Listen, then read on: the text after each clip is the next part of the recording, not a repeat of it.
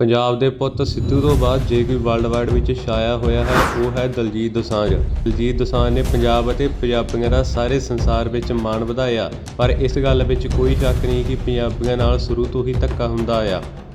ਇਸ ਤਰ੍ਹਾਂ ਦਲਜੀਤ ਦੀ ਨਵੀਂ ਫਿਲਮ ਸਰਦਾਰ ਜੀ 3 ਦੀ ਕੰਟਰੋਵਰਸੀ ਬਹੁਤ ਜ਼ਿਆਦਾ ਹੋ ਰਹੀ ਹੈ ਅਤੇ ਇੰਡੀਆ ਵਿੱਚ ਰਿਲੀਜ਼ ਕਰਨ ਤੋਂ ਰੋਕੀ ਜਾ ਰਹੀ।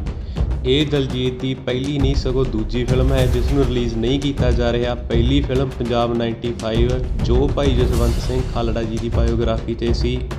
ਇਹਨਾਂ ਦੋਵਾਂ ਫਿਲਮਾਂ ਨੂੰ ਰਿਲੀਜ਼ ਨਹੀਂ ਕੀਤਾ ਜਾ ਰਿਹਾ।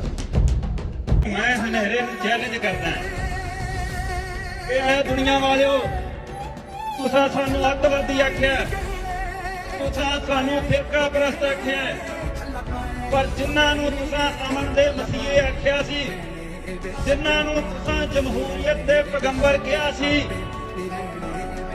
ਉਹਨਾਂ ਦੀ ਅਸਲੀਅਤ ਜਾਣੋ ਤੇ ਸਾਨੂੰ ਦੱਸੋ।